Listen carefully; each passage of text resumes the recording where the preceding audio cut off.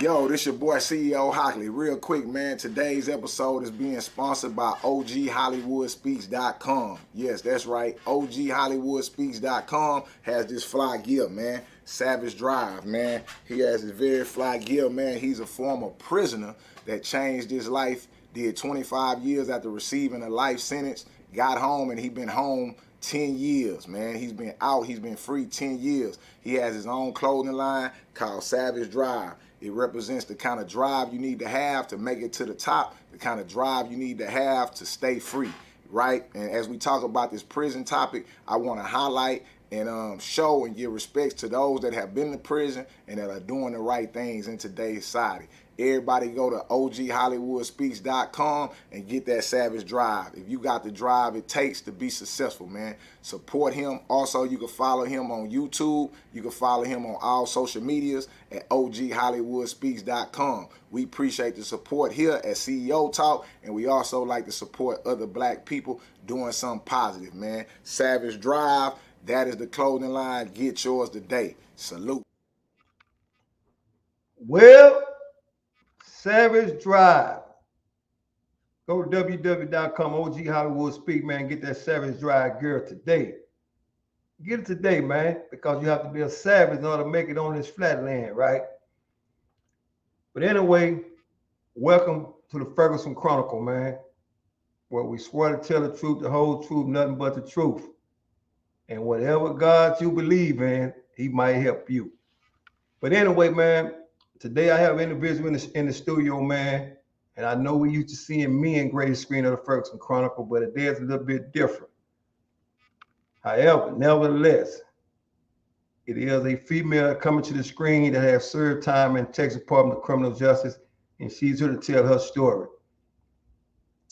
But for those that's watching, you never know when it's gonna hit home, and you'll be more than up and close with the person that tell their story, with the person that tells their story. And today, this individual I know for quite some time, born and raised in the same West Dallas projects I was. And for those that's familiar with any housing authority, you're just a doorstep away. So without further ado, let's tap in with a personal friend of mine by the name of NIKKI. What's good, NIKKI? What's good, OG Hollywood? What's good, family? Yeah, we're a long way from prison. Oh, yeah, we are. Yeah, we are.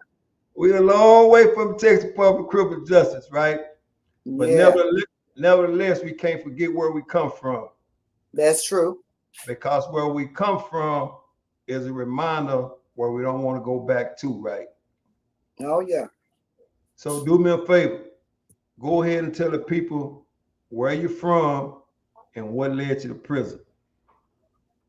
Yeah, I'm NIKKI. I'm from West Dallas, born and raised in the West Dallas projects. I've been knowing Hollywood for quite some time, for a long time. What led me to prison is robbery. The first time I went, I had 5 years and did 3 years on it and came home. So let me ask you this. 5 years and did 3 years on it, right? Yeah. What unit did you arrive to on that 5-year sentence? And how was it for you when you got off at the back gate? Walk us through it, kind of like paint us a picture of what you saw. Well,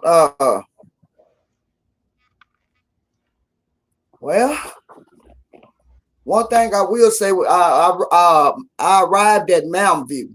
Mountain View was my first unit that I hit, and I was scared out of my wits when I got there. You know, I seen, women on the whole squad, with Aggies, didn't know what it was, women hollering and screaming, and all that, and I was scared my first day. I was actually scared, seeing all them balls and, number fields, and I was scared.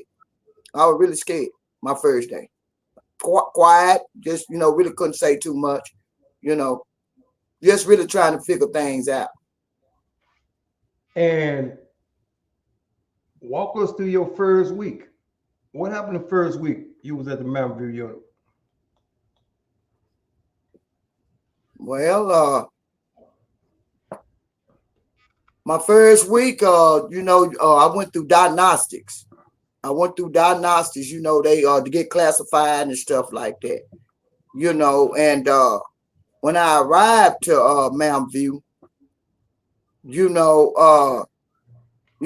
up in the morning, you know, they saying child, didn't know what that really meant. I really didn't know what it meant when they said, you know, child, you know, or either turn out or whatever.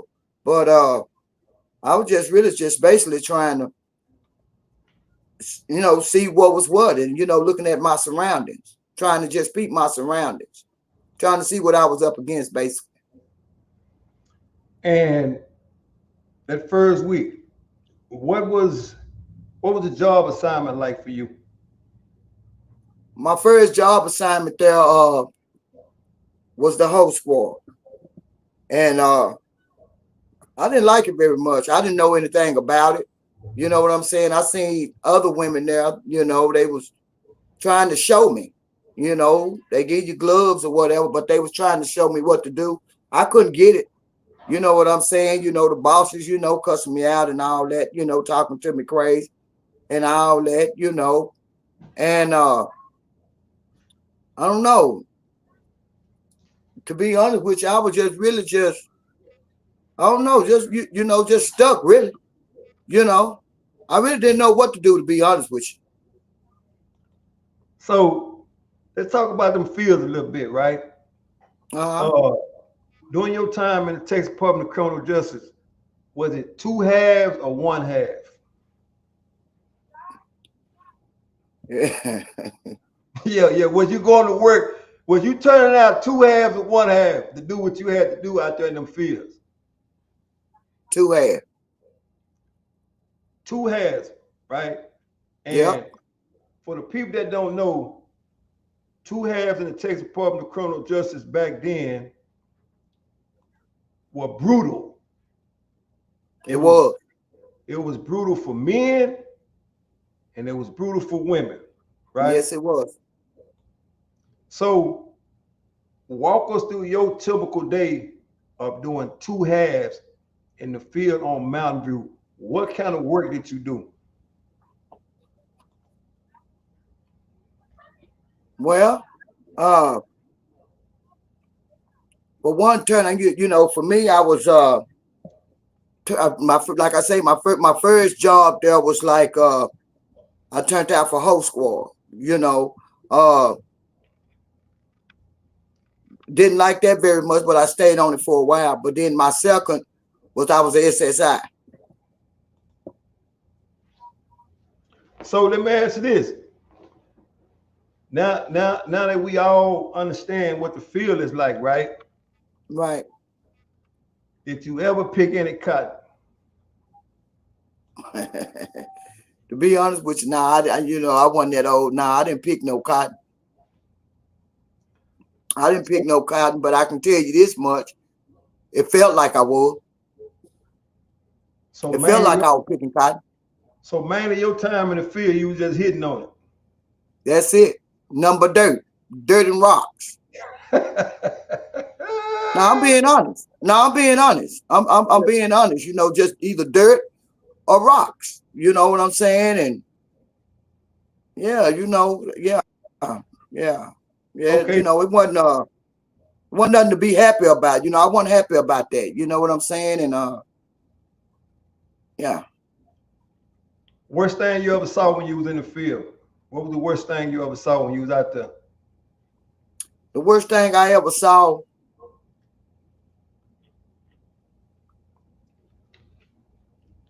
a chick ended up getting a female ended up getting got her face cut by another female. That was the worst thing I saw. And I saw that when I hadn't even been there that long. You know, on the whole squad. Yeah. Yeah, I saw a chick get her face cut by a razor blade. So razor blade, right? And Yeah, I've never been to a female prison. However, I was always told that that was their first line of weapon that they use, right? that's true. And walk us through as far as, I mean, because I don't know, walk us through the spots where they would keep an open razor to do harm to another inmate. Uh, they would keep the, they would break the razor down. We used to get, back then they were getting us whole razors, but then they would break them down and they carry them in their mouth or in between their fingers, up under their tongue, on the side of their mouth, either side, it didn't matter. But one thing I will say, they knew how to get to it real quick. Yeah, they were quick with it. You couldn't even tell they had it or not, though. And let me ask you this. So what was the setup like in the day room? Was it Dallas, Houston, or was it Mexicans, whites? How was it? Was it segregated at all? It was a variety of us. It was, say they didn't discriminate. It was black, white, Mexicans, Asians. You had a few of those in there. Everybody just sit in the day room. Everybody had their own little old clique. Things of that nature. Everybody just got in where they fit in. In the day room. Everybody had their own little old clique. Let's talk about, because I know you go to prison, man, people are always trying to spot the weakness in you. And sometimes you got to pop out. Yeah. So when did you ever have your first altercation with a female on the Mountain View unit? How did that turn out? It didn't turn out too well. For the simple fact is, me personally, people gonna try you, and I had women there to try me. Like I said, I hadn't been there that long or nothing like that, but people gonna try you and everything. One of the a female had spoke to me or whatever, and her lover ended up, I guess her lover was jealous or whatever. But me and her lover ended up kind of like bumping heads. I didn't even know him. I mean, I didn't even know the girl like that. The girl was just really trying to, trying to make me feel okay, because like I say, to be honest with you, not to go back to that, but I was scared. You know what I'm saying? So the girl lover ended up approaching me, and me and her ended up having a little altercation. Yeah. So speaking of that, because I went to the women's unit one time to get an ID, right? Mm-hmm. And some of those women were bigger than me. Oh yeah. So let's talk about that for a minute, right? And because I know how prison is, and you've been there, I've been there, right? People are always trying to turn you out. Did anybody ever approach you like that? Absolutely. Many times. Yeah, many times. One thing about it, it was some, like I say, like I told you, I was scared. It was some big women down there. It was women down there with muscles, because we had weights. We had weights on the field. You know what I'm saying? You had women acting like they really thought they were men. You know what I'm saying? I'm talking about muscles. I ain't talking about no feminine, So yeah, you know what I'm saying? Yeah, they tried. Yeah, I was approached many times. Yeah, I was approached many times. I ain't gonna lie to you. And how did that end? I got in where I fit in, man. Either I get in where I fit in, or I'm gonna keep getting picked at. So like I say, I played a role. I ain't gonna lie. I played a role, and with me being there the first, me being there and had just hit, and like I say, other women had already been there for years, and they doing more time than me. If you didn't participate, basically, you was like an outcast. You know what I'm saying? And they scare you out your wits. If they handling you a certain type of way, yeah, you're gonna get in where you fit in. So Copy that.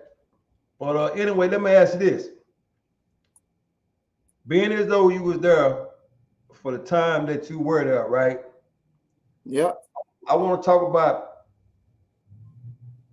what was some of the worst things that you ever saw during your time there that you can reflect back on as we sit here today. What was some of the worst things that you've ever saw?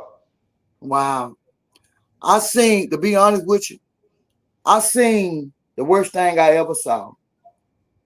I saw a female right across from me, from my cell, hang herself. And I'm banging on banging on the door, everybody banging on the door, trying to, get the people to come down, get the guards to come from the picket, because they wouldn't even come from the picket. But by the time they got to her, I mean, I'm watching this now. At first, the girl had a towel up on her door, because that's what we used to do, we wanted privacy or whatever, and seeing her, platting the sheet up, you know what I'm saying? Not really knowing. Me personally, I'm not knowing what she really fit to do with. A person had to, lace me up on it, on what they do with sheets and stuff. So by the time the guards came out the picket to get to her, it was too late. She died right in front of me. She hung herself right in front of me. Yeah, it was too late. That was the most shocking and disturbing thing I seen. I'm talking about head on in my face. So, yeah, I've seen a lot of that too. I want to talk about the one-on-one female situation, right? Yeah. I want to stay right there for a minute because, people always hear about that, right? Yeah. And it's a lot of times women go to prison, right? Yeah. And they straight when they get there, right? Right. But as you just mentioned, either you play alone or you looked at it as an outcast, right? That's true. So at what point did you decide to say, you know what? This is what this gonna be, and this is what it ain't gonna be. Was it one particular person involved? And how did you go about handling that so that particular person didn't get jealous like that other person did when you first got there? Well, in order to save myself, to be honest with you, in order for them not to cut me or hurt me so I can make it back home, to be honest, like I say, I just participated, man. I got me a woman too. I'm just gonna keep it real, which I got in. I got me I got involved.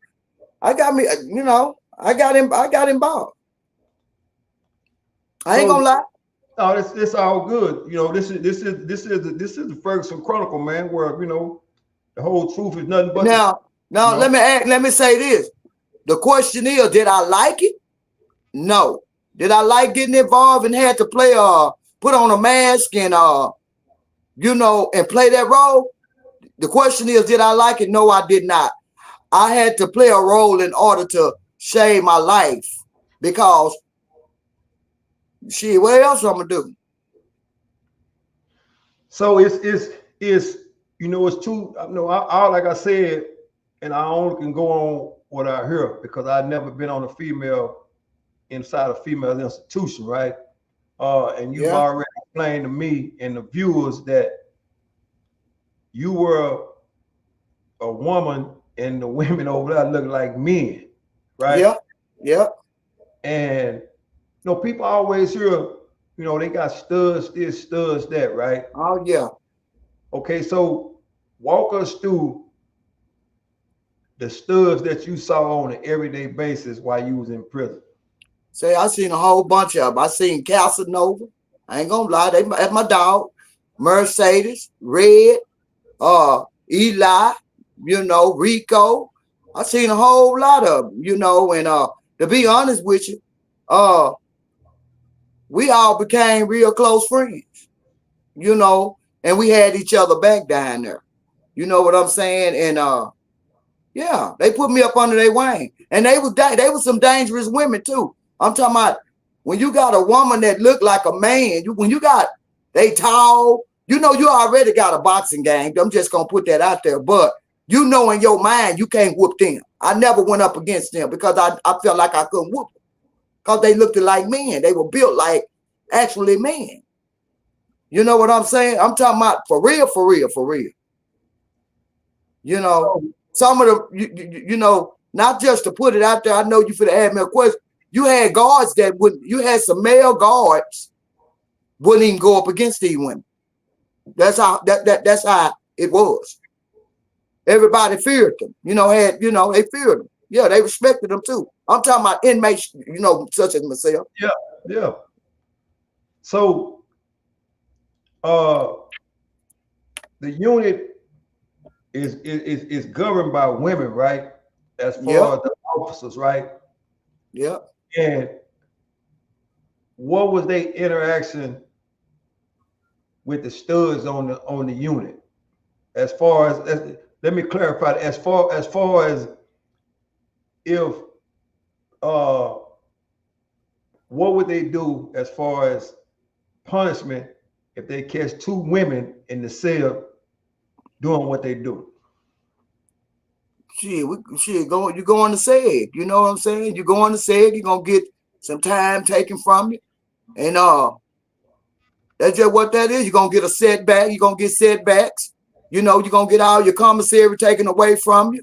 You know what I'm saying? Yeah, it ain't no it ain't no good feeling. They get you, you get caught, you know, getting that in, you out of there. And they separate you.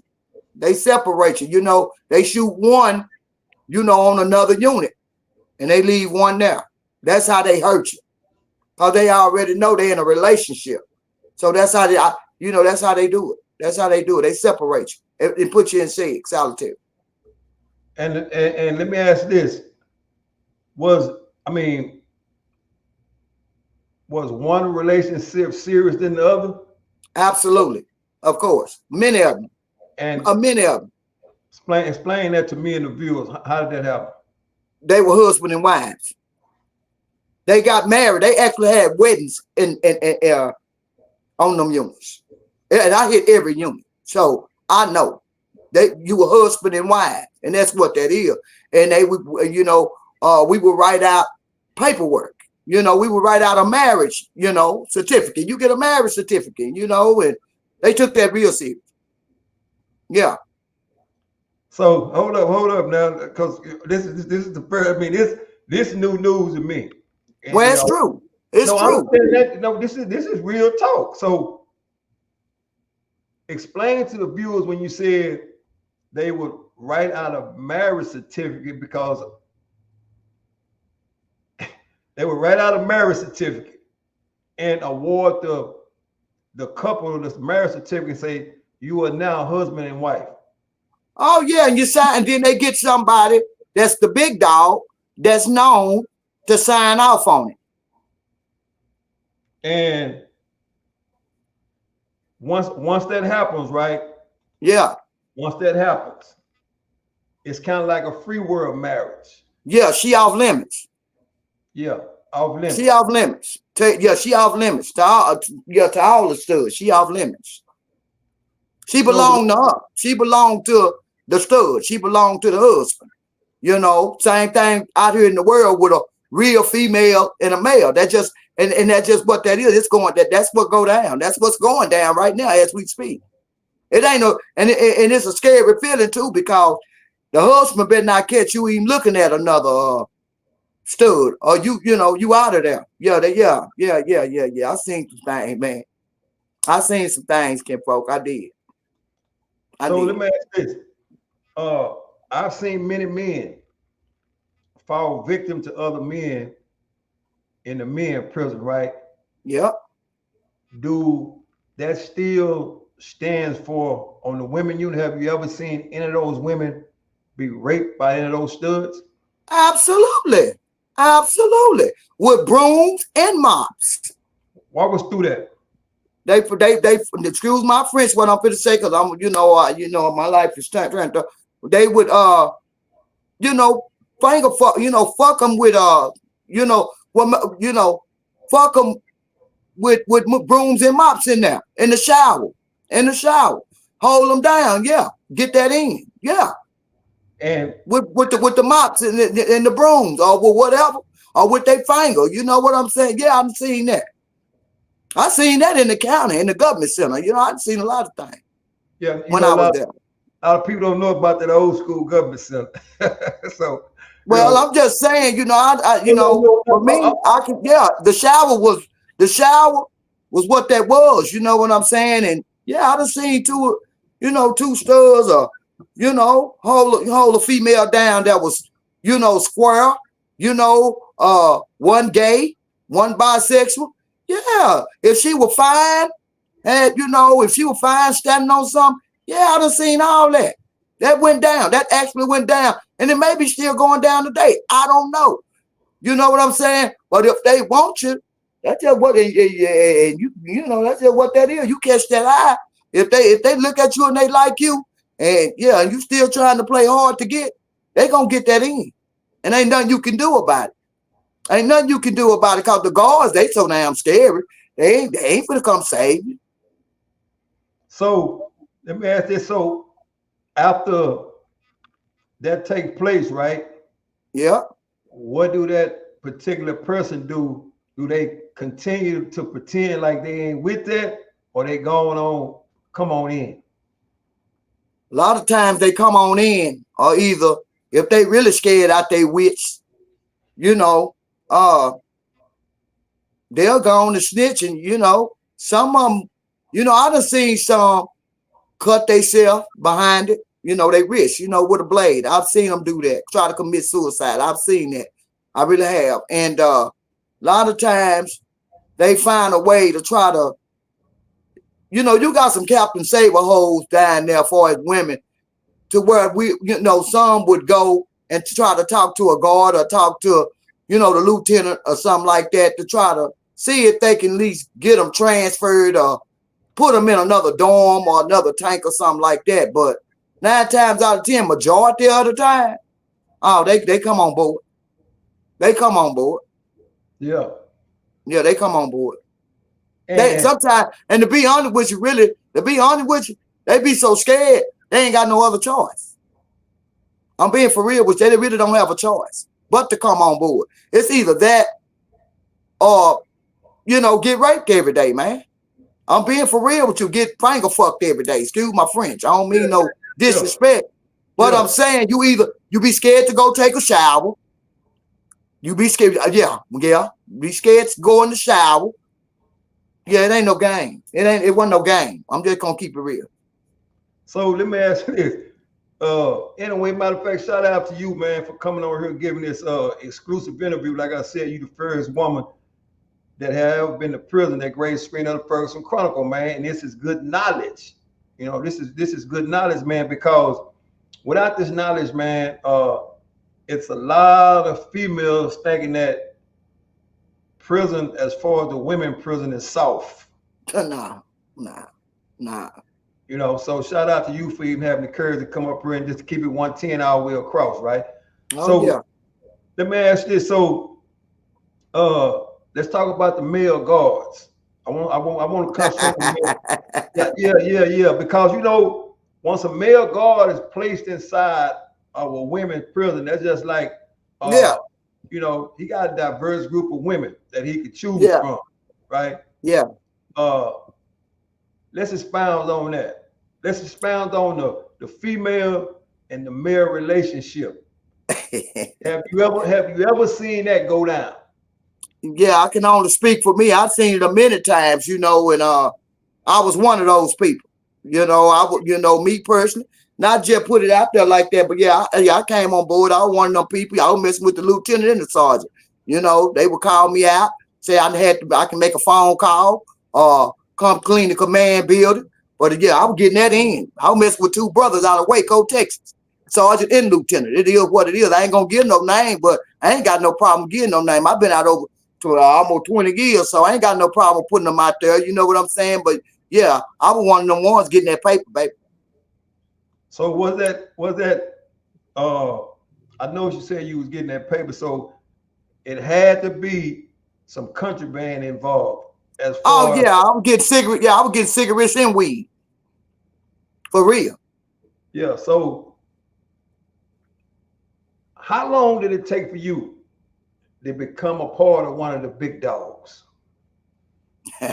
Oh, it didn't take that long, but it didn't take that long. I think soon as I cut my hair, to be honest with y'all. Soon as I cut my hair and and got, like I said, jumped on that wagon and got on board. You know what I'm saying? I cut my hair and I got him, you know, yeah. It didn't take long. It didn't take long. I want to say it took me probably like, I don't know, between 3 to 6 months. Probably less than that. I don't know. I can't really remember back that far, but I promise you it didn't take me that long. So let me ask this. So everybody in prison had a name that they was called by. Absolutely. They called me Hollywood. Well, just for the record, they called me Big D because I was big in the mind. Everybody came to me for advice. You know, everybody chop it up. You know, we were like brothers. You know, then we had some that were like our sisters and our mamas and our daddies. We was our own family. You had to make a family. You had to build you a family because that's all you had there. So yeah, that's just what that was. On the real, that's what that was. So let me ask this, man, because this get interesting to me. So if you got a female that just came to prison, right? Yeah.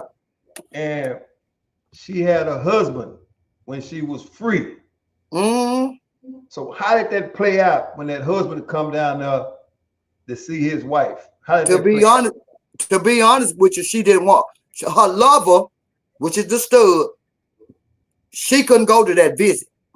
She couldn't go to that visit unless there was some money involved. If she could, the thing about it, if the female couldn't get the husband or whoever to put money on his books, cause we called each other him or whatever he is, whatever. Yeah. But at the same time, she could. It was a lot of them that couldn't go to their visits. So you say it's a lot of them couldn't go see the free world husband due to the fact because the stud ain't gonna let them go. Absolutely. Or there are consequences. There are consequences. Because like I said once before, when we go on the rec field and they do their vows and all that old kind of stuff and put their little old, little cloth ring on, you know what I mean, shoestring ring, whatever you want to say. You're off limits. And it is what it is. I mean, I'm gonna be honest with you. I done seen a woman that had a husband on the outside, divorced her husband, and actually really had in her mind that she was actually married to the stud in there. She divorced her husband. The stud made her divorce him. And she did that. She got that in. She did exactly what the stud told her to do, for real. I'm telling you, what I'm trying to tell you is that I'm being honest with you on God, on the blood of Jesus. It's dangerous in there. You got to know what you're doing. You got to know what you're up against when you get in a relationship in prison. I'm on the women unit. You got to really know what you're doing when you get, because it's dangerous. It's very dangerous. You're not going home. They ain't gonna let you go home. You can't go to no visits. So you just really basically out of there though, Hollywood. So let me be clear on this. So if you got a woman and she got small time and she get involved with a stud with a lot of time, shit. That stud ain't gonna let her go home. No, she not going, baby. She can forget about that. She gonna do the whole thing. She gonna have to discharge. She gonna have to, yeah, every day, all day. Yeah, she gonna have to get that in. She gonna have to do that whole thing. Cause for one, the stud ain't fit to let her go home. Because like I said once before, in the stud mind, she heals. You get what I'm saying? So if the stud got more time, the stud gonna wanna, that's the only way. She gonna have to dish that, all of it. And excuse me. And the only way she can go home, she have to really get transferred off the unit. She got to go snitch on that stud in order to get up off the unit so she can go home. But sometimes it be too late. A lot of them don't make it home. What do you mean they don't make it home? What happened? Because, man, I like I'm saying, I done seen women down there that's done really done cut their wives, man. Done cut them up so they cut their face up so bad to where they ain't gonna want to go home. Because they don't want their family to see they don't want another man on the outside to see their face like that. I done seen some things, man. And then and I wish I could tell you this since we on this subject. It was I had a partner down there, you know, well, I ain't gonna even say my partner, but you know, she was known, her name was Eli, she was a Mexican. You know what I'm saying? Everybody was scared of Elijah. Her name, we call her Eli, but her real name was Elijah, and everybody knows she known. She known. And she doing a lot of time down there right now. Say, man, she was married to her girl. And I'm gonna tell you something, they would fight and break up. But I'm gonna tell you what Eli did to her one day in the cell. You know how you try to get back with your girl and you think you make your girl think everything all right? Yeah. Elijah was known for keeping blades in his mouth, and he would put blades, she would put blades in her mouth. She was eating her vagina one day. She was eating her one day and cut her whole pussy up with the blade in her mouth while she was eating her pussy, man. That's treacherous. Now I'm telling you the honest God truth. Say, man, blood was everywhere. Say, man, that's the only way that Mexican chick was able. Eli had already been cutting her, you know, jumping squads, a slice in her face, woo, woo, woo, woo, woo. You know what I'm saying? But Elijah baited her in, and you know, and all that, saying everything gonna be all right. You know, we gonna get back together. We gonna work out our marriage and all that old kind of stuff. Elijah was eating her vagina and cut her whole pussy up, man. I'm talking about cut it up bad, man. While the blade in her mouth, while she eating her pussy, blood was everywhere. I'm telling you, honest God, I'm telling you facts, man. So let me ask you this: so real life people, real life story, man. Y'all ain't gonna get this nowhere else but here at the Ferguson Chronicle, man. We got West Dallas NIKKI in the building, man, giving us to us 110 all the way across, man. And that's facts. So let me ask this. So after that happened, what happened to Elijah? They gave Elijah 25 more years. Free will case. He had to go right on back to court. Now, not no penitentiary court. We talking about had to get back to that free will and get that 25 years add. And housed him. They housed her and said they housed her. She was out of there. Because she had been doing it for years. From the time I got there, she was doing it way before me. You know what I'm saying? Because she was doing a life sentence. So she had already been there before I even touched down. Before I even made it there. She had already been, that's what she was known for. So, you know, me personally, I'm going to be honest with you. I befriended her. You know, yeah, we brothers, you know, or whatever, or I'm your sister, or whatever. Yeah, I had to be, because that's just how she was. You had to respect her because she was quick with it. She was quick with that blade. Yeah, don't get into it with her. Don't get into it with her. Now, she was the kind of person you had to just try not to bump heads with, try to be friends with, you know, and agree instead of disagree when you know she in the wrong. You just had to go and agree with her. You know, yeah, you right. Yeah, you right. Yeah, you right. Knowing she wrong the whole time, but you know how some Mexicans is, man. They and when they say, yeah, they already mad, you know, and angry. Yeah, she had a lot of people scared of her, for real, because that's what she was known for. So let me ask she'll cut you real quick. Yeah, she'll cut you real quick. I always heard that this is from a female perspective, that the women prison is way dangerous than the men's prison. Now that I'm hearing it from you, I ain't got no choice but to believe that. But it's true. It's true. I have always said that. It really, really is. It really, yeah, it's scary. It's scary. It's very scary, man. You know, it's very it's every man for himself and God for us all. You on your own. You on your own. You on your own, man. So now we talking about the first stint, right? We Yeah. talking about let's talk about the second stint when you went back, right? Let's get into Wow. that. Let's get into that a little bit. So on your second stint, where did you go? I opened up I went back to Mountain View. I went back to Mountain View. I hit every unit, to be honest. I hit every unit Hollywood. I opened up Mary, Hilltop. I was all over there. I opened it, yeah, I was there. You know, I was there. I hit every unit. And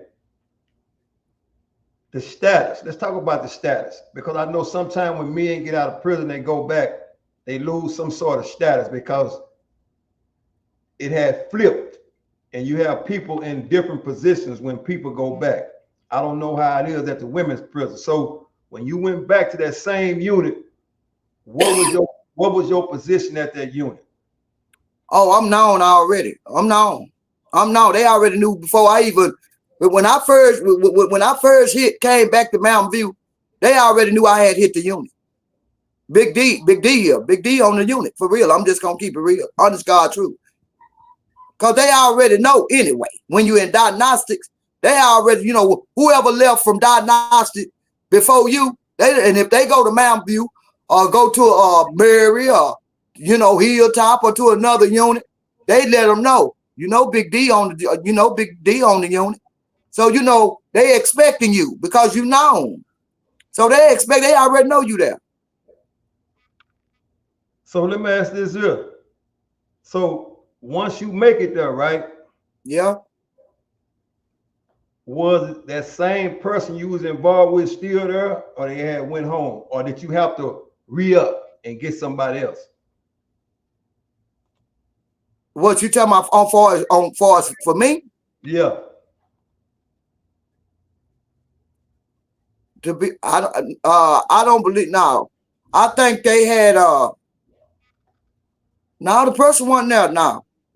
No.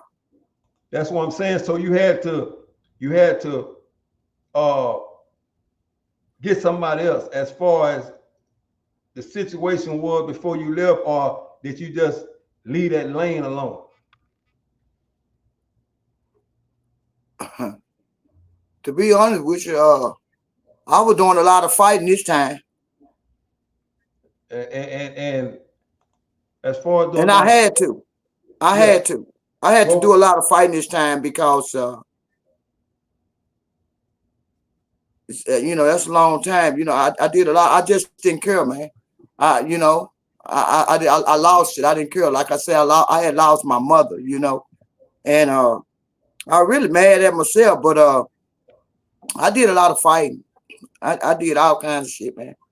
so I did doing that, all kinds of shit, man, and yeah, I was something else. Right. that second stint you went on the ass whooping tour. Yeah. Indeed, yeah, and what I mean by that, I was real disrespectful toward the guards. I ain't gonna lie. I had to smell my own feces and piss for damn near a year. I was in close custody, you know, and they got tired of me, man. I mean, you know, I gave up basically. Yeah. I was really mad at myself too because I wish I had the mindset to have stayed out, you know. So let me What ask this. So uh because I mean, you know, you and I both know, like I said, you did time, I did time, and we got a lot of stories that we Yeah, can talk about, right? yeah, for real.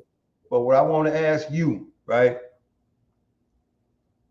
What are some of the stories that you can reflect back on that help you stay out today? And you tell yourself, I don't never want to do that again. Give me one of those stories that stay with you right to this day. Wow. Well, like I say once again, what keep me out today is, and to reflect back on, I don't never want to have to eat food loafs. I had to eat food loafs. And explain what that is to the viewers, a food loaf. A food loaf is where they grind all your food up into a loaf. I'm talking about whether it's cornbread, corn, green bean, whatever type of meat they have. It's like it's kind of like a jelly-like type deal. No seasoning to it or nothing. And so I had to eat the, you know, it took me a long time to eat that, you know, and they had a shield. This is what got my attention for me not to never go back. I had dashed well, now that you might want to use that on another story, but anyway, but you say give you one of the worst ones, you know, what keep me out. You'll be back. You know, I dashed the sergeant. You know, I was dashing laws back then, cause like I say, I was angry. You know what I'm saying? And they put a shield on my door and they turned my water off on me. You know what I'm saying? So I started dashing them. You know, and they turned my water off, so I had to smear my own shit and eat food loafs for over a year in close custody. You know what I'm saying? So I end up dashing a sergeant, and he made him unroll my door and got in my ear gate and told me, the longer day you live, you better not never dash no black officer or sergeant or lieutenant. You better dash one of them white boys, one of them white folks. And he meant that. And he said, what's the problem? You know, I say, they told me they were going to turn my water back on. You know, I had to smell my own poop for a whole year, you know, and everything. And eat food loafs, man. And that's it. Say, man, it wasn't nothing nice. And he finally went ahead and moved me to another cell and, you know, things of that nature. But that right there alone, no, I'll never go back. I ain't been back since, and I ain't going. That right there kind of woke me up. That right there woke me up. Because I think about that to this day, because I know that's what I'm going to have to probably go back through if I was to go back. So I think about that, and that what stops me from like doing dumb stuff, stupid stuff out here. I do me. I ain't never go. And I hear a lot of people say, don't never say never. No, the devil is a liar. I know I'm not. So let me ask you this. So the day it was time for you to get set free, right? Yeah. Let's talk about that. Oh man, I'm gonna be honest with you. They had moved me from I had came up out of close custody. They ended up sending me to medium. Okay, cool. I came up out of medium custody. I ended up going to population.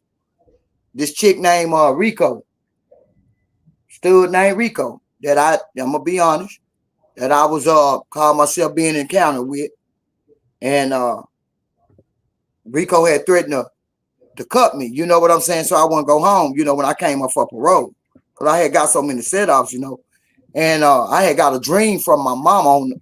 You know, I had ended up going to the Clemens unit, to the psych ward. You know what I mean?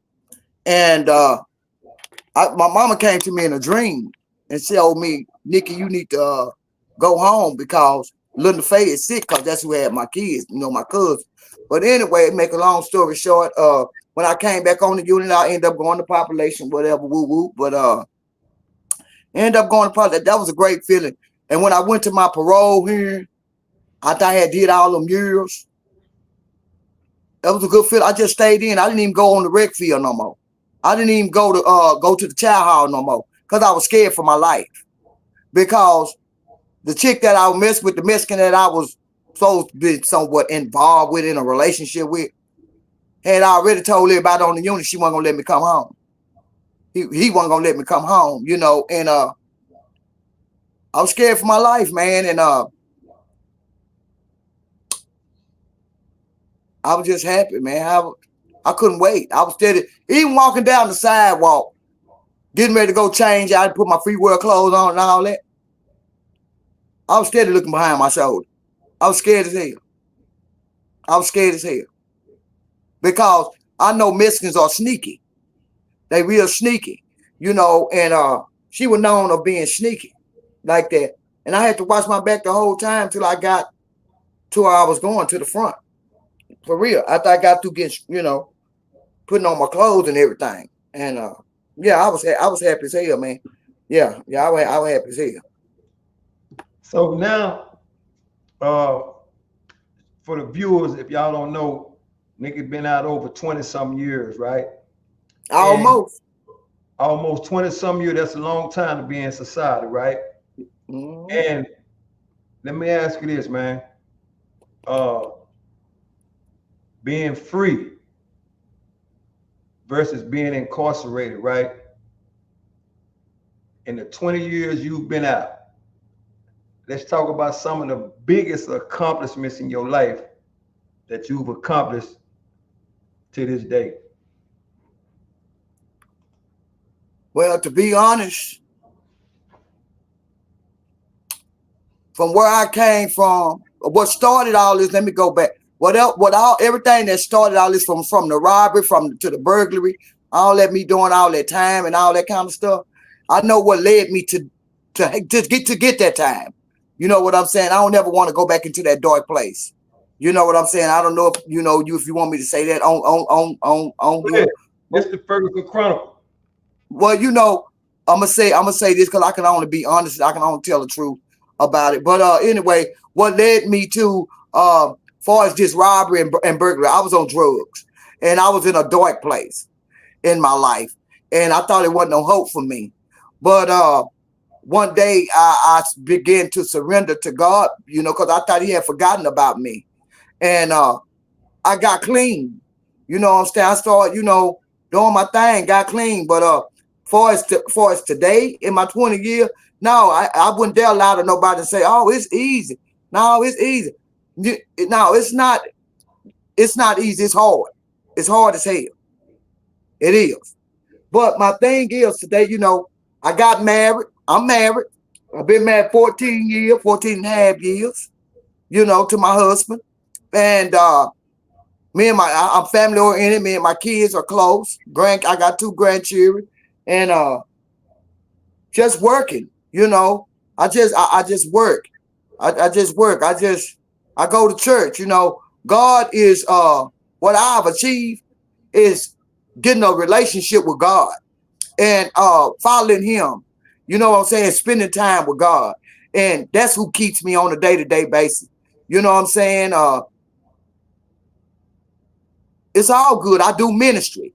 I've been doing ministry for years, talking to people, the youth, homeless people, whatever. You know what I'm saying? Not to go biblical with them and try to scare them out their wits. I just give it to them raw, and I give them truth, because I can't, I'm not going to babysit them. I don't want to scare them up like that, which, it may scare some, but I just be trying not to. I don't want to lead them. I don't want them to go where I went. You know what I'm saying? So the Lord say, if you just save one. So that's what I try and do. So I love ministry. I go to church. You know what I'm saying? I'm real active, things of that nature, and I just live. I just don't survive. I live today. I live today. I thank God. I wouldn't trade my life in today for nothing. I'm right where I want to be, and I could be further, and I'm right where God want me to be. It's all good. So let me ask this. Because like I told the viewers, you will be back, man, because we cannot. It's super impossible for us to get all this in 1 hour. You're the first. Oh, yeah, because it's a lot to get out there. It's a lot to put out there in Hollywood, not to cut you off. It's a lot. It's a lot more to it that'll just really scare you out your wits and really blow your mind. So I get it. And I'm just being real with you. Yeah. It's a wake-up call. Yeah. And this ain't no bullshit. These are true facts. And I'm going to try to hook up with some of the women, that was there with me. They're going to tell you the same thing. That's what's going to do it right there. Yeah, everybody welcome at the Ferguson Chronicle, man. Like I said, you are the first woman to come here to tell her truth, and we do appreciate that. So if you don't mind, do me a favor, because this is what I do at the end of every interview. For those that don't know, this is Nick. I've been knowing NIKKI for a long time. We come up in the same neighborhood, and we went the same path. She got aggravated robbery, I got aggravated robbery. We both went to prison. We both served time. That's just what happened when you grow up in impoverished areas. Things don't turn out the way you want them to turn out, then you force your own hand and you wind up in the Texas Department of Criminal Justice. And we both been there, right? Yeah. So what I like to do is do this, man. I would like to let people close the show on their own accords and give a shout out to whoever they want to shout out to, and speak to the people and to let them know that where you been, they don't want to go. It's on you. Yeah, I just want to say, I thank you for having me on here, Hollywood, you know, and I just want to say, you know, this everything, you know, life is really too short. You know what I'm saying? I hear people say it all the time, Hollywood, and you know, we losing, like I say, we losing a lot of, you know, young men and women, you know, and I'm gonna be honest with you, yeah, it's a lot of men in the penitentiary, yeah, pretty much, and we losing out a lot of young men, but it's more women today going to prison than some of these men, some of these little boys, some of these young men, and I just want to give a, you know, shout out to my kids, to the Lord, to my family, and to people that's watching, you know, whatever. Say keep your kids close, you know, really get in their ear gate. You know what I'm saying? And talk to them, because that penitentiary is not where they want to go. That's not where they want to be. I'm being honest with you. You know, it's hard being in there. It's not a game, you know, and I just pray everybody, you know, do what they do and get their life together, you know, and continue to put God first and foremost in their life, because they can't do this without God. Like I said, man, people realize still you can't get that nowhere else here at the Ferguson Chronicle, man, where we keep it 110 all the way across the board, and the day is no different. This is NIKKI's first time coming to the Ferguson Chronicle, but as you see, the story is powerful. It's equal to anybody that ever been to prison. It's powerful, and she will be back, man. So y'all remember to leave y'all likes, y'all shares, and y'all comments in the comment section, man. And for y'all that don't know, she will be starting her own YouTube channel, man. That's in the near future, right? Yeah, that's Nick, right. I appreciate you for coming. Like I said, you will be back, man. Anytime you get ready, anytime you get ready to grade screen on the Ferguson Chronicle, man, because this is where we keep it 110 at, right? So until next time, salute. And I always tell everybody, stay up and stay free. All right. That part.